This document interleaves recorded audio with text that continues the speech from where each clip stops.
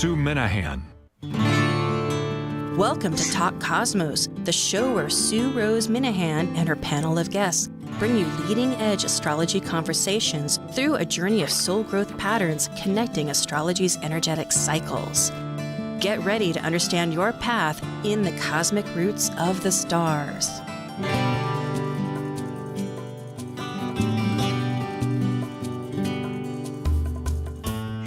Hello, I'm Sue Rose Minahan. This is Talk Cosmos, Insightful Conversations, and today is September 24th. It's after the equinox. It is in Libra, and this is Kaleidoscope Visions panel that will have a transit reading later. And our title is Reflections on Ambitions, because Pluto is still retrograde in Capricorn. And Pluto is finishing its 16-year cycle in Capricorn. So these months going up until early January, about the 20th, are the very last times that Pluto will be in Capricorn. And this is the last retrograde. And retrograde is always a matter of looking forwards and backwards. But this time also will be quite important for those people born or for any events happening during the 1990s, because at that time we had a real stellium. That means at least 3 planets in a sign. And these were big ones. These were the outer planets. They were Saturn, Uranus, and Neptune. They all transited Capricorn for different lengths of time, of course. Saturn's 2.5, Uranus is 7, and Neptune is long, 13 years. Meaning that this transit reading that we're indicating could have some real meaningfulness for anything during that period of time. And also, of course, when planets or angles or the nodes, for instance, if you have a Capricorn North node or a Capricorn South node, that really adds a fundamental significance to how you might be experiencing this. So with all that said, we have a lot more to say, of course, because I have a wonderful panel, and we are now ready for Kaleidoscope Visions. Associating current astrology transits to a real-life natal chart transit reading through the understanding of the sky's cosmic consciousness for navigating free will options, this is your Kaleidoscope Visions panel. I'm Sue Rose Minahan, collaborating with guests weekly since 2018. I'm an evolutionary astrologer, consultant, workshop facilitator, and lecture speaker. I'm a Dwarf Planet University graduate, charter member of Kepler Astrology Toastmaster Club. I have an AA degree and a fine arts music degree in jazz. I'm a certified color energy life coach, a writer, artist, musician, and ardent mythologist, a student of esoteric philosophies and life. I'm Amanda Pierce. I'm a soul-centered astrologer, blending intuition into my practice. I believe the universe is always working for our highest good and seek to empower my clients in our readings. I teach a 4-week series of empowerment-based meditation classes that connect you deeper into your own intuition and innate power. I work in communications with a passion for employee experience. I also have a BA in psychology. I'm passionate about healing and enjoy helping others create new realities and shift old paradigms. And I am John Chenworth, an astrologer from Seattle, Washington. I grew up in southern Arizona and was so obsessed with mythology that I concretely imprinted the Greco-Roman pantheon into my psyche. I still see those gods and goddesses infused into everything around me. My experiences of working with developmentally disabled and resource students for many years as both teacher and mentor has given me a strong compassion for others and has seasoned me with an exceptional reconciling energy. I have more than 18 years experience reading natal charts and continue to enhance consulting techniques by attending workshops and conferences. I use a unique blend of evolutionary, archetypal, and traditional astrological methods to look for themes in the birth chart for us to explore. I also enjoy penning poems and exploring Washington State on road trips. And like the Sufi poet Rumi says, you are the entire ocean in a drop. Splash. Hi, Amanda. Hi, John. Hello. Lovely to be here with you again. Yes, October. Isn't it something with the autumn equinox and eclipses coming up? Oh, my goodness. No, it's finally Libra season. it came quick. The summer flew by for It was me. sudden. It was Yeah. like it was gray all of a sudden. Like, okay, now we're doing fall. It's really quick here in It is Seattle. fall, yeah, The here in weather Seattle. has been quite different in Seattle. I know. I think everywhere, here in Hawaii too. But the volcano is quieted, so we have no more That's good. fog. We have heavy rain. Well, let's get to our slides. And here we are. Whoops, how did we begin there? Maybe we can start at the beginning.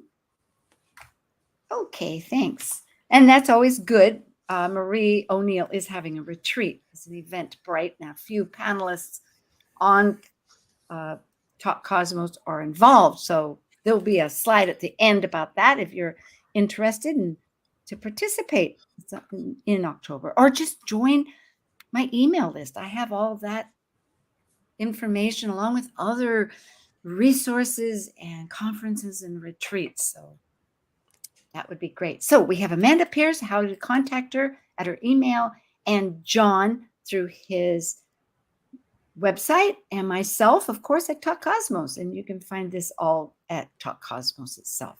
Well, Pluto in Capricorn. It's retrograde. It started on June 11th in Capricorn. It had started earlier, but it regressed into Capricorn on June 11th. And it will go in direct motion, apparent direct motion, at 27 degrees, October 10th, in less than 2 weeks. And I'm sorry my slides didn't transfer very well here from my slides. But anyway, yes, go ahead, Amanda. You were going to say something. Yeah, so this is a nice opportunity for us. It's the last time Pluto's going to be in Capricorn, and it's the last retrograde. So it's that last time to go within and look at those Capricorn structures within us that need releasing and revising so that we can step into greater power, which is Pluto. Yes.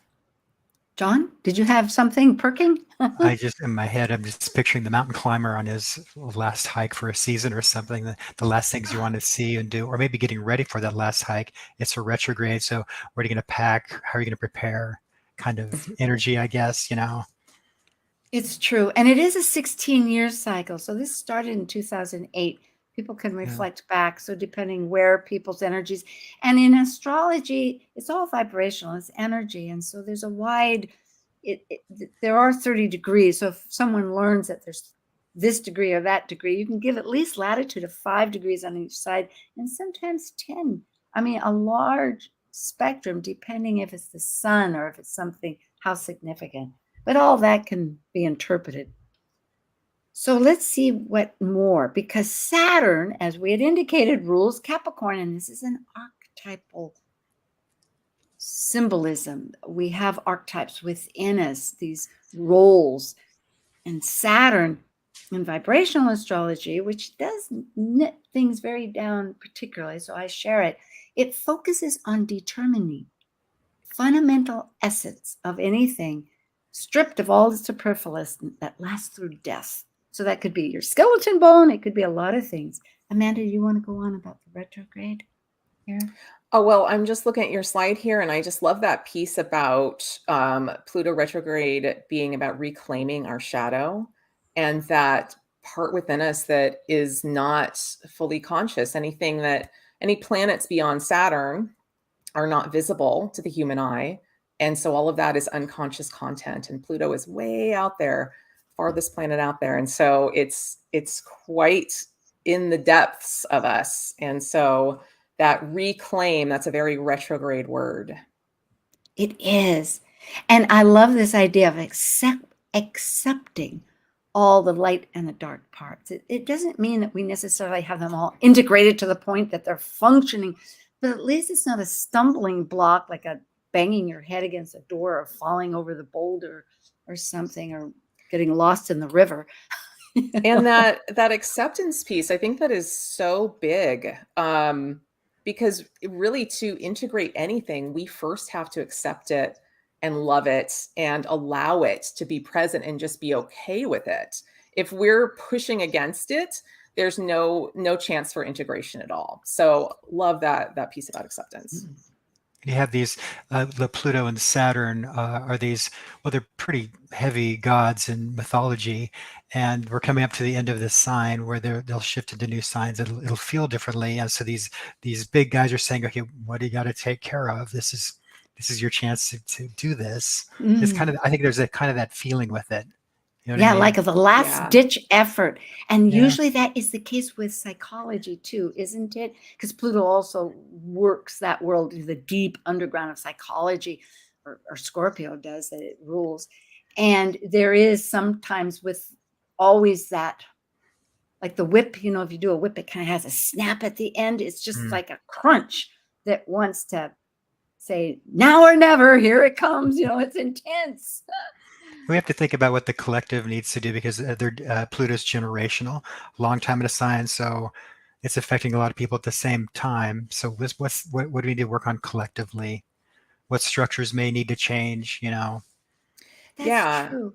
And the Pluto retrograde, it's kind of about questioning the status quo and like Yeah. our societal and collective definitions, our expectations, any pressures to conform. Like, where are we personally and collectively ready to let go of some of that so that we can move more cleanly into that Pluto and Aquarius Right. energy, which is all about change. And which is Yes. really about the human collective too, en masse. It's like it's gonna become how do we balance all of this, all these things with humanity? We really have to like look at it now.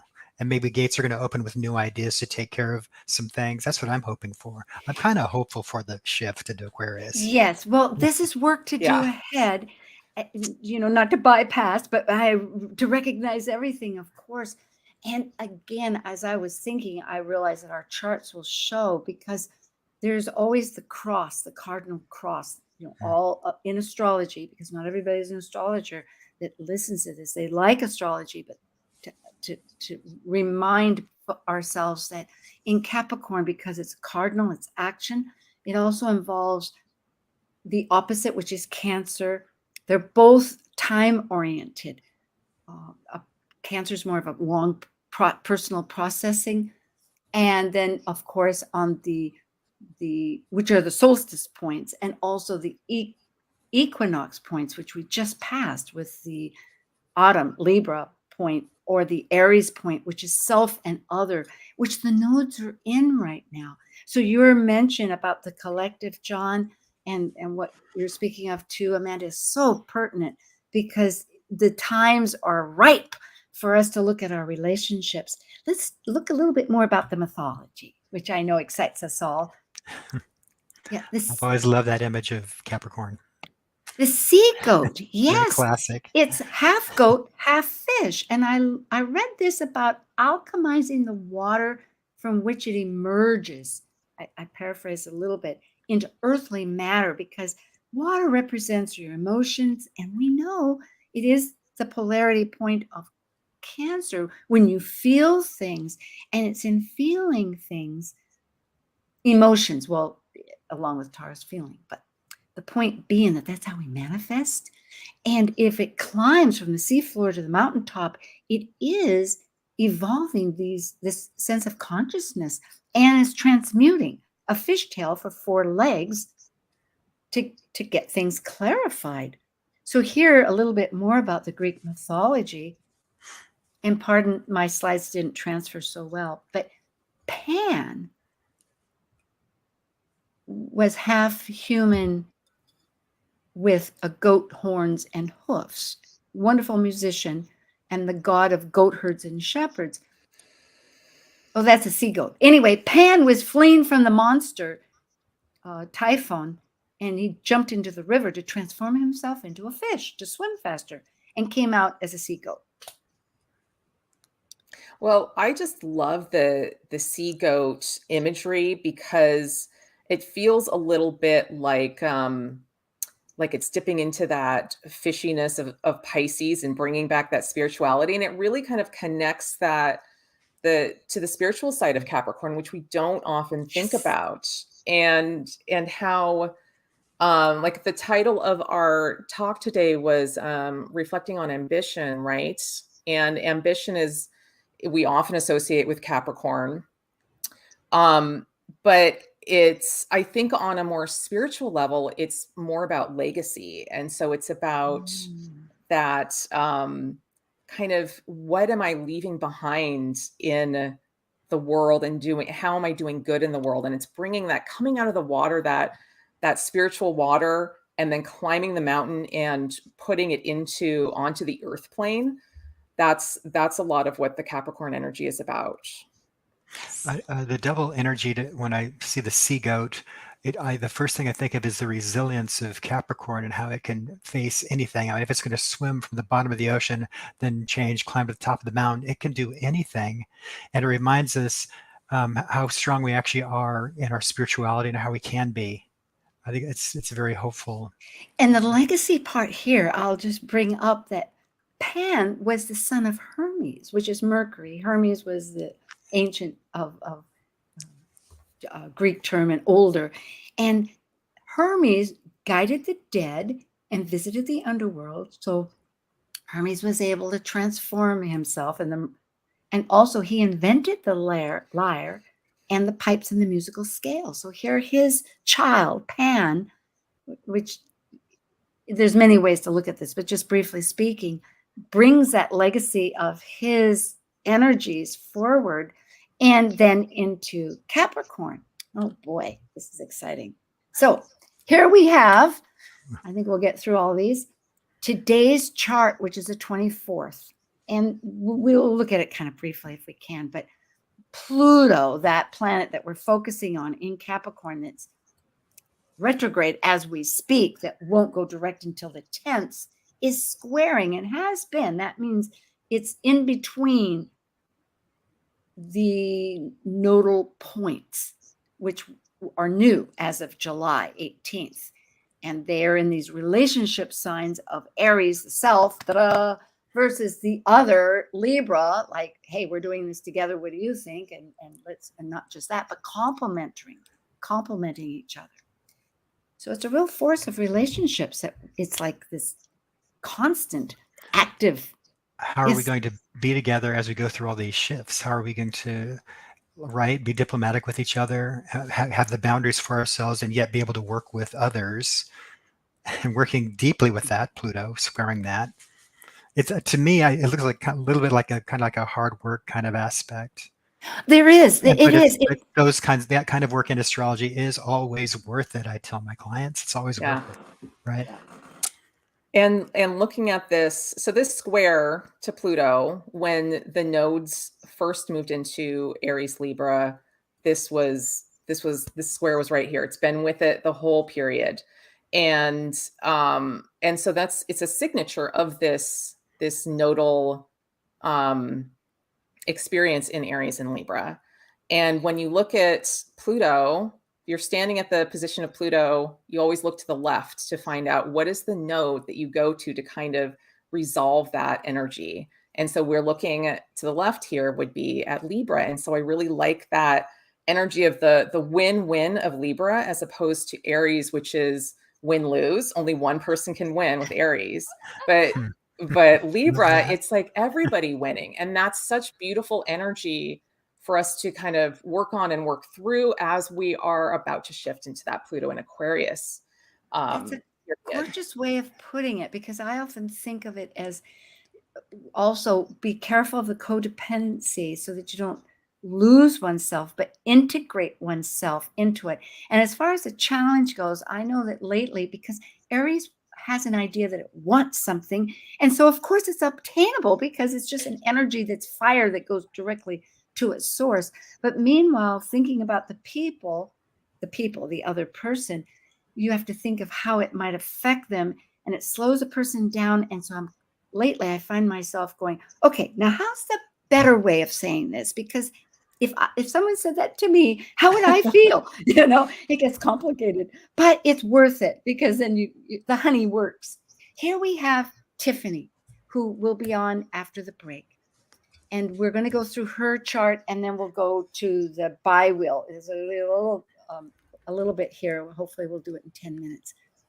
So Tiffany was born December 2nd, 1990 at 11:31 p.m. in Carlsbad, New Mexico. And by all volunteers, we are so grateful. She signed a waiver that this is okay to present. And we've only put her first name for privacy. And then, so in other words, right now we notice a few things, and I have them down here, her rulerships, that Mercury rules her moon and ascendant. She's a Gemini moon and a and we will talk we will talk common talk. Tiffany's not really an astrologer, but interested in all the metaphysical things. But hopefully some of this identification is pretty basic to check on. And those people listening again can stop and hopefully ponder if need be. But Mercury, the planet of communication, is ruling her moon, which is her emotional basis and habits, that's in Gemini, wanting communication, and the ascendant, which is how she goes forward in the world, which is in Virgo, that wants to synthesize all that stuff that she's collected in her emotional moon, Gemini. The moon, meanwhile, rules the Cancer South Node. So Tiffany, pardon me for going on this quickly, but Tiffany South Node, her natal South Node, is in this caring, self-processing, private world of Cancer.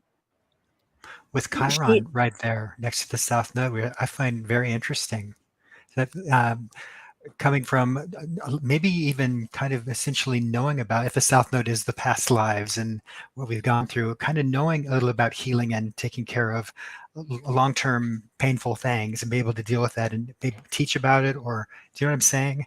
Good. Yes, I love it. I love it. Yeah. And I think it's a great signature. I love that. And the South Node is often where we have a lot of gifting from past lives. Mm-hmm. There's an abundance of energy there. Some of it is like too much energy and we need to release it, but there's also a lot of gifting there. And so with that Chiron placement, I love that as like a healing aspect for self and others. Right.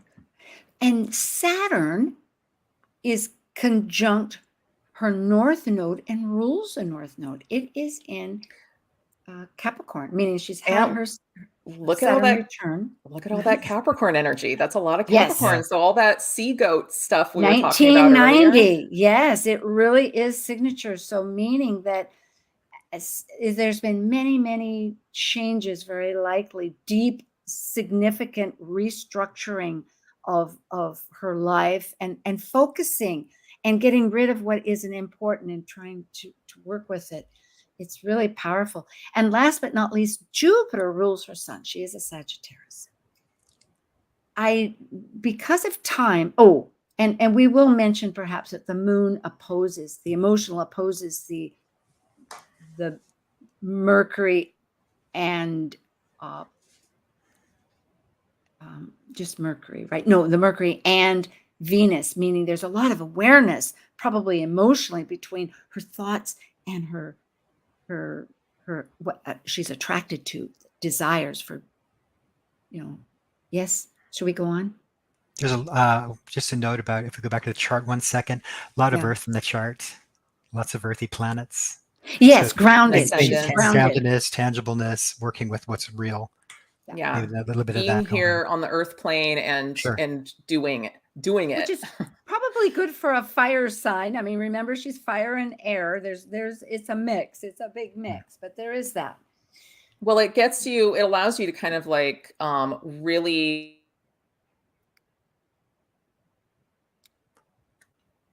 Oh, I think Amanda might have frozen. Yeah. Okay. Well, we'll continue here. Amanda, you froze. Yeah. Yes. You're back. Okay. We can move on.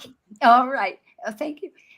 Here we're going to show one of the natal highlights, that transiting Pluto happens to be conjunct. That means crossing, joining the same degree as her natal North Node. This is so important. It's been happening the last it's happened 3 times, and this is the 3rd time.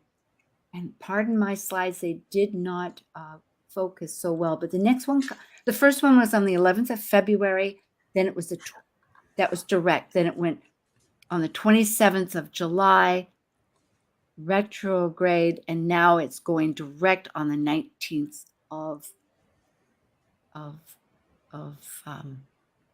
this year. Wanting to move forward. Just this. Yeah. Well, Yeah. here we're still back on this today's slide. So in other Uh-huh. words, we see that Pluto is applying, it's 27 degrees, it's applying to get there. So now she has time to this is the third round. It's like, what is she really working to transmute, to release and reform in her direction? Because the Cancer South Node is very much my time. Thank you. I'll process this. I have my own flower and it knows when it wants to bloom. And the Capricorn is like, you know what? Usually lilies bloom when it gets cold out, and it's cold now, so bloom. There's a directional process to this, and also there's this signature in both charts of Venus, that what we love, what we're attracted to, what we think is beautiful, it makes our life harmonious, and it's like the golden mean of life. It can be very esoteric as well as tangible. It rules two signs. But it's also with Juno that represents, as we said, Juno is the wife of Zeus, and she has alliances, or as you had said, contracts and bonds. So very much signature, like, I'm not just in this myself. Who are my compatriots? Yeah. A fidelity. That's my favorite Juno word. A fidelity to the cause. So that's a strong signature that's saying that it's not just with her sun characteristic, that's part of her nature, is to align herself in this. And of course, it's in Sagittarius, very probably belief systems, patterns and philosophies. But And it's also now. And that transit of Venus, Juno in Leo is trining her natal Venus and Juno to a degree. So supporting it's very supportive. It's a really nice flow of energy. So it's just kind of amping that up a bit in a really lovely way. And the next thing I noticed too was that Mars, our action planet, the mojo, it's like, hey, we're getting forward motion here, is 18 degrees Libra. And of course, Mars in Libra is, again, one of those, like, I'm going ahead, but meanwhile, I have to deal with somebody else. So do you like that reservation? Do you like that view? Do you want to sit here? What's your, on and on, just needing to get guidance and feedback from the other person. So it slows it down, but it's conjuncting her natal Ceres.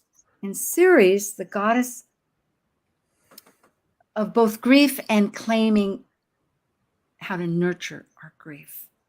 It's when Ceres lost her daughter Persephone, and it has everything to do about agriculture, the cycles of life, death and rebirth. But it's somehow related to nurturing this intense grief and giving a gift of, like, Ceres taught a child how to do agriculture. That's how you could sustain and support your Mars nurturing. and Ceres are also sextile 6 degrees from the natal Juno Venus, and the transiting Juno Venus is midpoint. It's being a helper. It's saying, do this diplomatically. You have all the tools you need. Go forward and do it. Right. Oh, that's Think of positive. how you'd build yourself and nurture yourself as you go through whatever changes you are going through. Well, and anytime Mars transits something, it's kind of bringing energy to it. Mm-hmm. And so this may be a period where there could be a period of grief coming forward, or reminders of loss that have happened in the past. So that's just something to keep in mind if you are if Tiffany is experiencing that this is cyclical and it's part of the process. And because it is with the lunar transit right now, there's some actions that are hopefully being instilled or motivated that will help her change whatever grief into nurturing. And it could be through herself and others, because remember, she does have Chiron with her South Node, and Chiron is the wounded healer that turned his own wound that he could not heal into a service into others. Yeah. So, oops, you froze again. We are a little past our half-hour point. Amanda, I hope you'll be back with us. I hope so too. Okay. There you are. and we will come back and we'll invite Tiffany and we'll talk about this night in December, some more happening. Thank you, everybody. We love you. Come back. Just a little moment. We'll be right back. Thank you.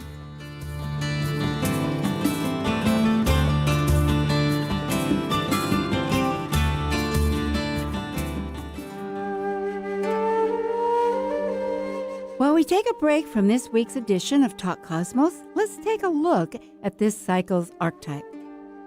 We are currently in the Yang period of Libra, ruled dually by Venus. By leaving the lower hemisphere of the self, the energy of Libra enters the arena where the completed self meets the other than self to form a relationship based on partnership. As a cardinal air sign on the descendant angle, represented by the equinox of equal light, Libra's energy learns through comparison and relationships, with the intention to integrate duality and polarities. This is Martha Norwalk, every Sunday morning beginning at 9 a.m. Thanks in part to Jude Ponton at the Whispering Dragon Center in Shoreline, we cover the world of animals. This week, October 1st, it's Shelter Rescue Sanctuary and anything that helps our animal friends Sunday. We'll check in with our regulars, Meow Cat Rescue, Help Animals India, and Seattle Dogs Homeless Program. Plus, we'll talk to the Ananda Institute of Living Yoga and find out about all the great classes and events coming up. Martha Norwalk's Animal World, Sunday morning, 9 a.m. to noon, right here on Alternative Talk, AM 1150. Talk Cosmos brings you leading-edge astrological conversations with hour-long programs each week on KKNW. The show goes live every Sunday from 1 to 2 p.m. Pacific. Talk Cosmos weekly programs are also available to watch live on Facebook and YouTube, along with daily chats throughout the week on the Talk Cosmos YouTube channel. While you're there, make sure you click like and subscribe buttons so you can get the full Talk Cosmos experience. Or, if you'd rather listen to the show archives with audio only, the entire podcast collection since 2018 is available on most podcast carriers. So, grab your coffee, tea, or kombucha and enjoy the show. Alternative Talk 1150, local talk for the body, mind, and soul. Hello, we're back again. And I'm just going to ask real briefly, because we're a little short on time, but John or Amanda, do you have any classes you're giving that you have a date or a lecture that you're giving? Because we're all astrologer consultants. Everybody can get back to our Talk Cosmos and find out about us. But as far as events or lectures, otherwise, I'm just reading charts and I don't have anything coming up. So. Okay. I didn't want to miss anything. And Amanda, I know you Same with give me. classes. Very good. Yes. So yeah. Keep tuned, folks. It will happen. Let's get back to our... Oh, and I will say that next week I have special guest. Rick Levine is returning about the eclipse season. So that'll be exciting with Leslie Francis and Dr. Laura Tad and myself on Planet Buzz. So we'll talk about eclipses. And of course, I know Kaleidoscope Visions will talk about it too, because our next panel person next month, that'll be the signature. But right now, the steps in life are asking us to look at Pluto, because Pluto is all about transformation. And in this case, we have, let me think. Okay, so what we're looking at before we bring Tiffany on is that transiting Pluto in Capricorn on November 19th is going to conjunct her natal node. And also at that, shortly after that time, Mercury, which is very important in her chart, is going to be retrograding at 1 degree Capricorn, and it will go 3 times. Her return will go 3 times. That'll be on December 2nd, and then just before Christmas on the 22nd, and then in January on the 15th. Okay, so here we have that event. Let's bring, well, let's see if we have, oh, Nathan, is Tiffany with us on the audio?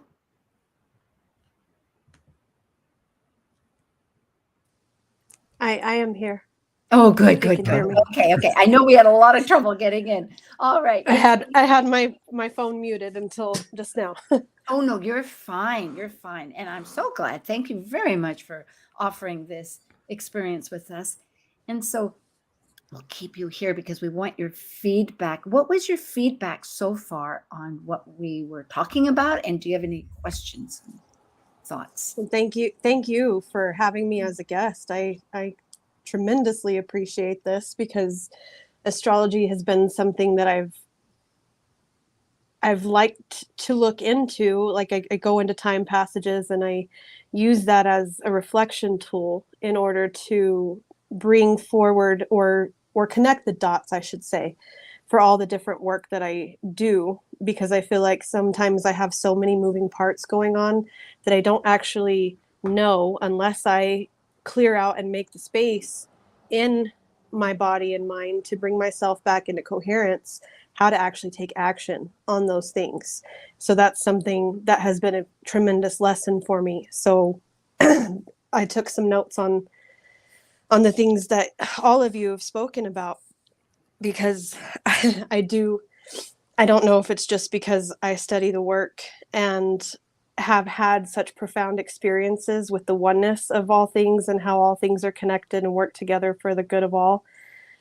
But that's the way that I experience life. And in many ways, it's been my experience of life since the get-go.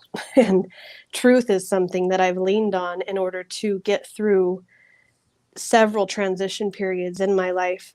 And that is something that I've associated with intuition as I've learned how that works, as I've gone deeper into these studies. And massage therapy school was put on hold because of COVID. So I had a major setback there, but it allowed me to go into a program called Decodes and find that connection with people online to study remote healing and distance healing and coherence healings in groups. So it's been fascinating, and all of it feels like divine timing is always with us in every moment. We have access to that guidance. But like y'all are saying and mentioning about Pluto, especially what Amanda said about bringing forth to matter, to the earth plane, our desires that are created in the Aquarian realms of mental and emotional desire, bringing those forward with empowered creativity because we've embraced and integrated our shadows. And those processes that you guys mentioned, I didn't even know that about. I knew Ceres was in the charts and is an astrological symbol, but I didn't know that she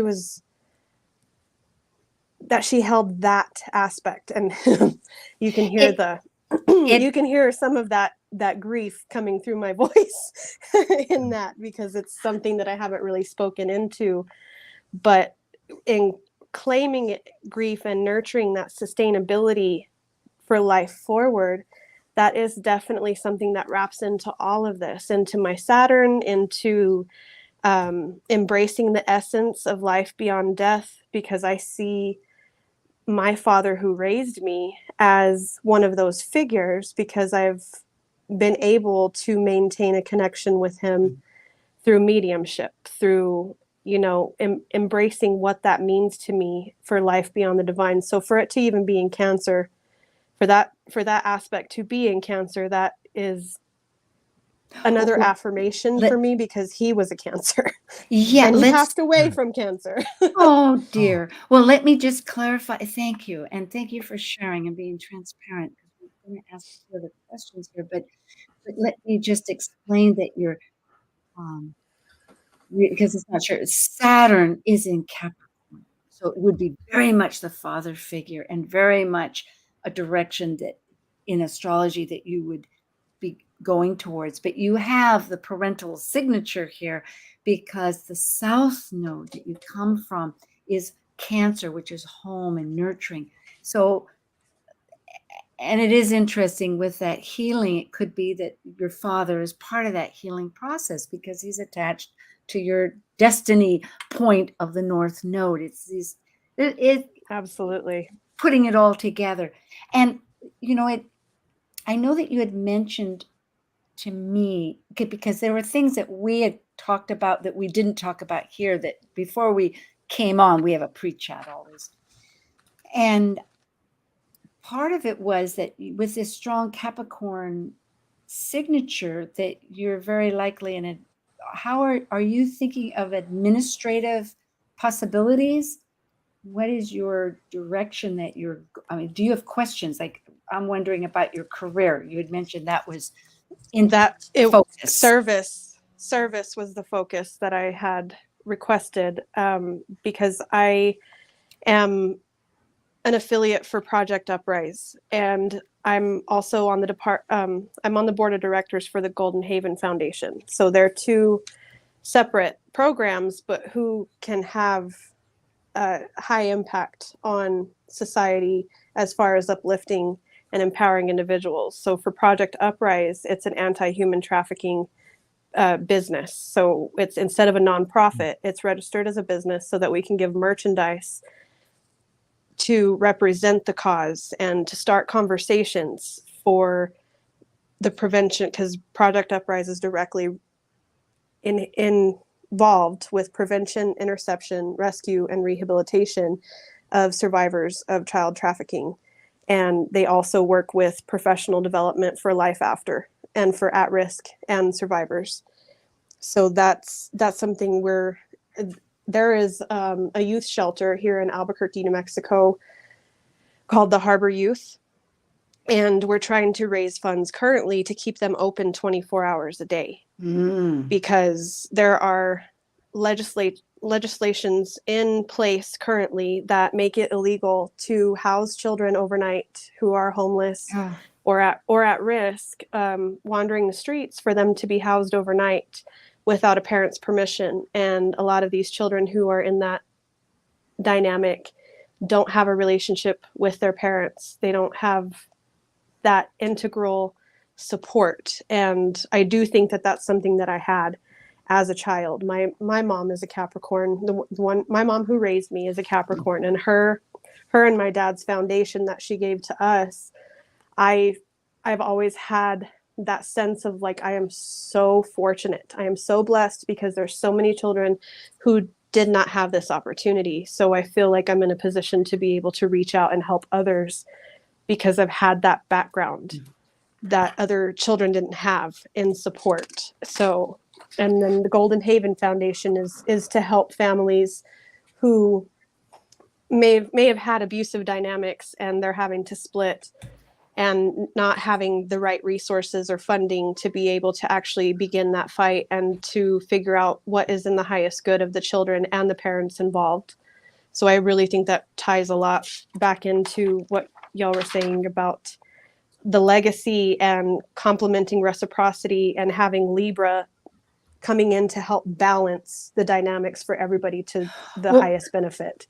Yes, I will. Thank you very much, Tiffany. And I hope this will, with all of what you've shared, which is very potent, I just want to say immediately, validation of your chart, because your sun is in the 4th house. So family is so important to you. And in I was looking at that too. Yeah, you have The home, a 4th house. big belief system involved, and law. It very much relates to law. So, and then the fact that your north node is in the 5th house has everything to do about creativity and children. And so with Saturn there, and quite a lot of energy. You have, it may be blocking it out, but Saturn's right there, Neptune and Uranus. So when you combine Saturn and Neptune, that's very spiritual. But we talk about Neptune being spiritual. When it's with Saturn, it's focused on the essential that lasts after death, and it is spiritual. So in other words, you naturally, this is working in league with what, in tandem with your chart. I guess what I'm thinking that in earlier this year, in February and then in July would have been the first times that Pluto was really swinging across that and it's a very last anaretic degree. So it's a pretty powerful degree. So you may not have the clarity, but now it's approaching it again. Are there things that you were working in, particularly with this administrative work, or a question that you have about service? Because you are all about service too. Virgo wants to provide service, to heal, to fix. The trick always with Virgo, I have that rising too, and we all have Virgo somewhere, and it's pretty strong with our particular panel here in different ways, is knowing what a person how to lead a horse to drink so that they can get the water themselves. You can't actually spoon feed the water into the horse, as it goes. So it's knowing what everybody's accountability that they're for themselves. But do you have, what are you thinking with these? You're on the board, you're involved, but are you thinking about how to mobilize these things, or how to get the laws changed, or do you have something in particular that... I have a question to ask. Is there a sense of a lot of juggling and there's a lot of things going on? Yes, I did say that sometimes I get overwhelmed and feel like there's too many moving parts. I don't know exactly where to take action because everything feels like a priority. But I do have ideas in mind on how to move things forward, such as, I think this conversation is very helpful because your community is going to know that it exists. And then I have plans to implement doing lives on Facebook, possibly creating my own YouTube channel. I don't know where to start with a lot of these things. The Facebook Live I'm most familiar with. So as far as doing a YouTube channel, I'm not sure if I would be able to do it as open as I do my Facebook. YouTube works pretty well. And one advantage is, although I know that my own marketing here, I have a Facebook page, but the goal is to direct everything to my email, because you own your own email. You don't own Facebook. It's a site. Yeah. And the same thing with YouTube, you have more ownership with that. So if you can direct it there, it's not too complicated, but it is a matter of marketing, or maybe getting your email list so that you can maybe network with someone that they can offer something, or some kind, or you could, if you have modalities, you could give some kind of a training or something in lieu of getting their email, That would be a fantastic idea. Something I wanted to do was do a Facebook Live and just put out the numbers to show people, New Mexico lottery. I see those numbers rise and fall consistently. So I wanted to go through and put something visually representative together that people can see, this much money is going into the lottery. Consistency works. Consistent, because I'm speaking here, we have about 5 minutes, and that's the only reason I'm jumping in here, just to help us because I know Amanda and John have things too to say, but I want to support that. YouTube, if you can be consistent with it, even once a week on a routine basis, it will grow. And so I applaud that. Yeah, John. I just noticed a transit when I was prepping this chart. Right now you have transiting Jupiter, which is 72 degrees away from your natal Chiron. That's a quintile aspect, and quintile is all about creativity. Chiron being the ultimate mentor. Maybe at this time there are mentors around you who can help you do some of the planning. Oh, gorgeous. Yeah. Yes. I There are wrote down the business. creative expansion of faith, hope, and abundance, but I think that's geared towards some kind of mentoring. So just be open to that. Somehow maybe the universe is going to maybe try and deliver that, or just think about who do you know or connections that you have. The CEO of Project Uprise, she's a fantastic mentor also. And Right on. she's Beautiful. I want to support the momentum that she initiated with this project launching in January, just to try and do everything we could to start getting children warm and off the streets and out of risk, because the more vulnerable these kids are, the more likely they are to be trafficked and seduced into situations where they can be abused. And the abuse is something that I'm definitely wanting to prevent or help to alleviate and transmute, so that it's not something that I want anybody to live in indefinitely. Okay. Yeah.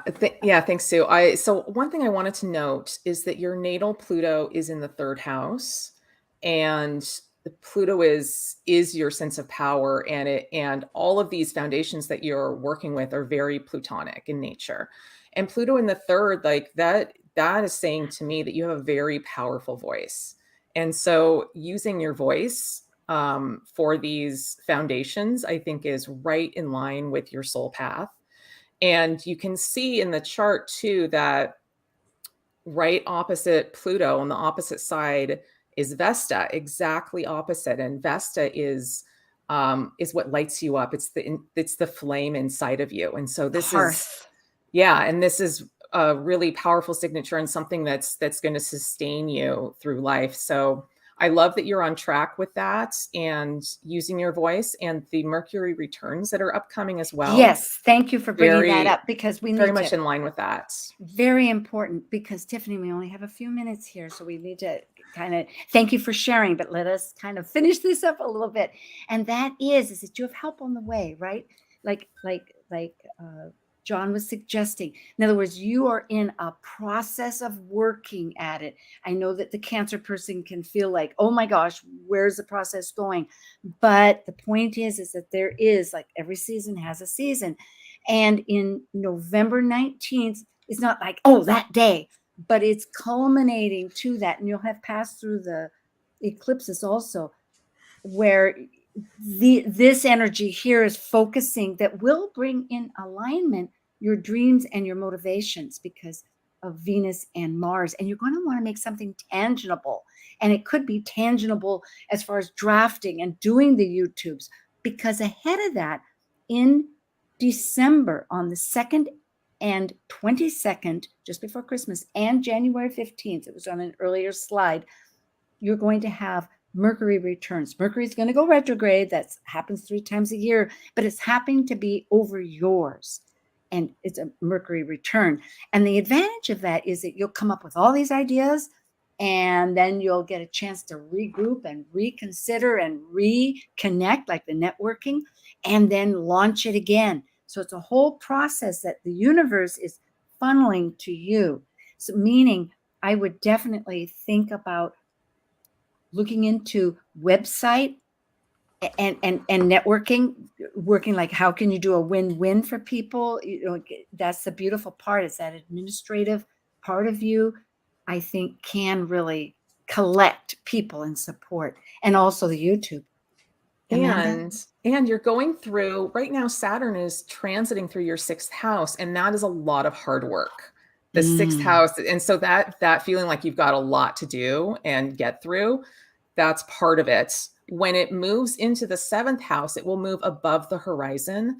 And this is really that legacy building period. So all of the hard work that you're doing now, it's going to start to pay off, and Saturn will start rising in your chart and transiting Saturn, until it comes up to the 10th house, where it really culminates. And so you're really building this legacy, and you will have helpers once Saturn moves into the and that'll house. be January. It won't be that long, because I was just noticing, I wish I had, but at the end of the year, it's 3 degrees. It's been retrograde, so it's been slow. But once it starts moving, it's going to be pretty much. So it looks like end of February is when it's going to hit the 7th house. Oh, good.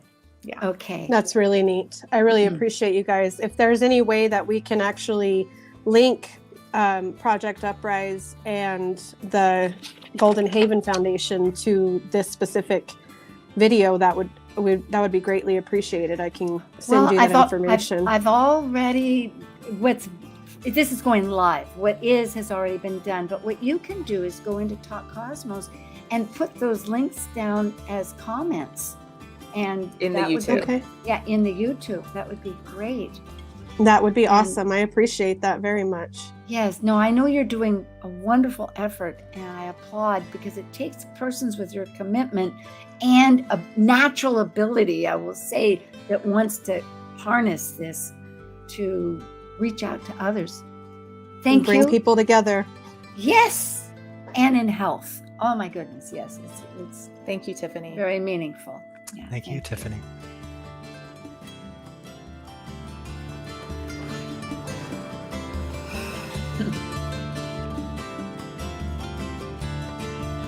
Thank you for joining us on Talk Cosmos, the show where Sue Minahan and her panel of guests connect soul growth patterns with the energetic cycles of astrology. Be sure to tune in next Sunday at 1 p.m. Pacific Time to continue your journey through the roots of the cosmic pathway.